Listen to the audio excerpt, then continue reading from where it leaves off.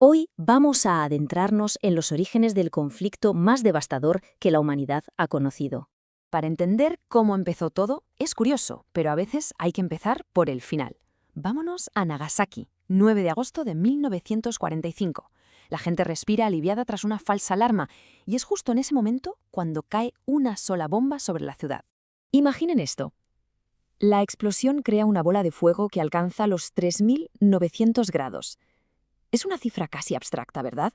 Pues para ponerlo en perspectiva, es más caliente que la superficie del mismísimo Sol. Una auténtica locura. Y no solo el calor. Se levantaron vientos de casi 1.000 kilómetros por hora, una fuerza brutal que literalmente borró del mapa el corazón industrial de la ciudad. El coste humano fue terrible. Más de 129.000 personas perdieron la vida. Claro, la pregunta es inevitable. ¿Cómo se llegó a este punto? ¿Cómo la humanidad pudo llegar a desatar tal poder destructivo? Para encontrar la respuesta, tenemos que rebobinar bastante, hasta las cenizas de la guerra anterior. Bien, las semillas del conflicto. Y es que, como casi siempre en la historia, una guerra engendra la siguiente. Las raíces de la Segunda Guerra Mundial hay que buscarlas en los años 20 y 30, en ese caldo de cultivo de la Gran Depresión y, sobre todo, en la humillación que sintieron algunas naciones tras la Primera Guerra Mundial. Ahí es donde florecen esas ideologías ultranacionalistas que prometían una vuelta a una supuesta gloria pasada. Y aquí vemos a los tres protagonistas de esa ambición: el Japón imperial, la Italia fascista y la Alemania nazi. Lo fascinante es que aunque cada uno tenía sus particularidades, los tres compartían una visión del mundo, digamos, muy parecida. Se creían superiores, con un destino manifiesto que, casualmente, solo se podía cumplir conquistando a sus vecinos. A ver, es fácil pensar que la guerra estalló de la nada en 1939, pero eso no es del todo cierto. De hecho, muchos historiadores dirían que el conflicto llevaba años cociéndose. Lo que vamos a ver ahora son esos primeros actos de agresión, esas pruebas para ver hasta dónde podían tensar la cuerda sin que nadie hiciera nada. Y fijaos en la secuencia, es demoledora. En 1931, Japón invade Manchuria con una excusa bastante burda: nadie hace nada. En el 35, Mussolini se lanza por Etiopía. El mismo año, Alemania se salta a la torera al Tratado de Versalles y reintroduce el servicio militar obligatorio. La respuesta: silencio. Y para rematar, entre el 36 y el 39, Alemania e Italia se foguean en la Guerra Civil Española. Estaba claro, el sistema internacional era un castillo de naipes y ellos lo sabían. Centrémonos ahora en la figura clave en Europa: Hitler. Hay que recordar que este hombre pasó de liderar un golpe de Estado fallido que lo llevó a la cárcel a ser nombrado canciller de Alemania en 1933. Y desde ese momento su plan fue claro y metódico: hacer saltar por los aires el orden europeo. Y lo hizo paso a paso, como si fuera una partida de ajedrez. Cada movimiento era una apuesta, y con cada apuesta que ganaba se volvía más audaz. Primero, el Anschluss, en marzo del 38. Se anexiona Austria. Silencio. 6 meses después, en Múnich, Gran Bretaña y Francia le regalan un trozo de Checoslovaquia para apaciguarlo. ¿Qué hace Hitler? En marzo del 39, rompe su promesa y se come el resto del país. Y el golpe de efecto final, el que dejó a todo el mundo boquiabierto, en agosto del 39 firma un pacto de no agresión con su enemigo ideológico, la Unión Soviética. Un pacto que en secreto incluía repartirse Polonia. Con la espalda cubierta por el pacto con Stalin, ya no había nada que le frenara.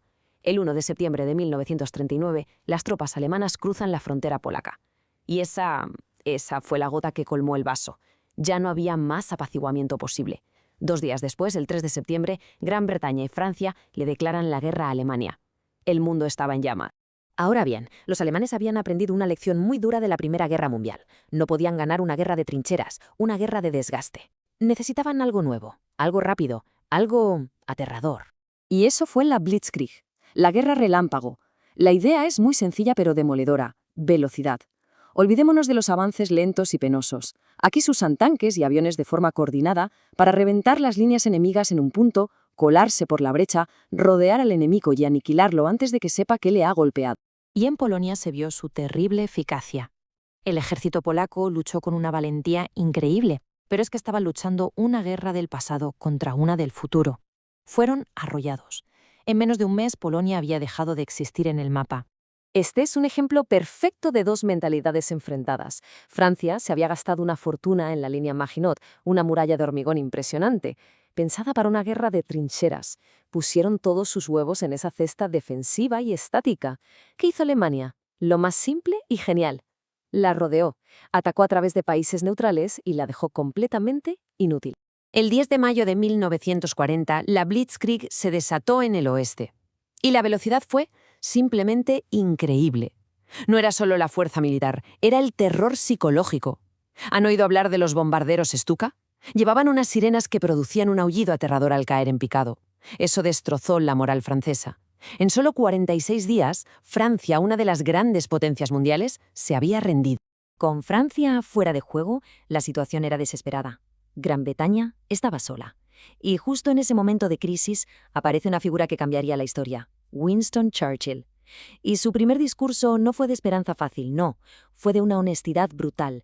Bien, pues con Francia derrotada, el escenario cambia por completo. Gran Bretaña se queda literalmente sola frente a la maquinaria de guerra nazi. Y el conflicto, que hasta ahora había sido principalmente europeo, empieza a expandirse, a volverse verdaderamente global. Y el primer gran capítulo de esa nueva fase fue la Batalla de Inglaterra, en el verano de 1940. El plan alemán era sencillo. Su aviación, la Luftwaffe, tenía que barrer del cielo a la Royal Air Force, la RAF. Si lo conseguían, la invasión por mar de la isla sería un paseo. Fue una lucha épica, con los Spitfire y los Hurricane británicos contra los Messerschmitt alemanes. Y cuando la RAF estaba al límite, a punto de romperse, los alemanes cometieron un error garrafal. Cambiaron el objetivo. Dejaron de atacar los aeródromos para bombardear Londres. Ese respiro, ese pequeño error, fue justo lo que la RAF necesitaba para reagruparse y, contra todo pronóstico, ganar la batalla y salvar a su país. Pero la guerra no solo se luchaba en los cielos de Inglaterra. Al mismo tiempo, se abrió un frente completamente nuevo y diferente, el desierto del norte de África. Y aquí la lucha no era por ciudades o por ideología, era por algo mucho más básico: recursos. El premio gordo era el Canal de Suez, la arteria que conectaba Gran Bretaña con su imperio, y por supuesto, el petróleo de Oriente Medio. Y entonces, a mediados de 1941, Hitler, que se sentía absolutamente invencible tras sus victorias, comete el que probablemente sea el mayor error de toda la guerra. Ignora a sus generales, ignora la historia y decide traicionar a su aliado soviético. Lanza la Operación Barbarroja, una invasión masiva y por sorpresa con casi 4 millones de soldados.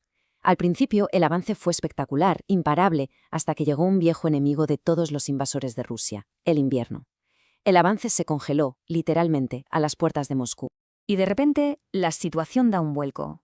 Lo que sus generales le habían advertido que no hiciera nunca, luchar una guerra en 2 frentes, se había convertido en una guerra en 3. El oeste contra Gran Bretaña, el sur en África y ahora el gigantesco frente del este. La Blitzkrieg, la guerra relámpago, había muerto. La posibilidad de una victoria rápida se había esfumado. Pero mientras los soldados alemanes se congelaban en las estepas rusas, la historia estaba a punto de dar otro giro de guión. Porque al otro lado del planeta, otra potencia del Egeo estaba a punto de mover ficha. ¿Y qué tramaba Japón? Bueno, la respuesta a esa pregunta llegaría de forma explosiva y arrastraría al último gigante dormido al conflicto, convirtiéndolo, ahora sí, en una guerra verdaderamente mundial. Pero esa historia la veremos en la segunda parte de este recorrido por el mayor conflicto de la historia.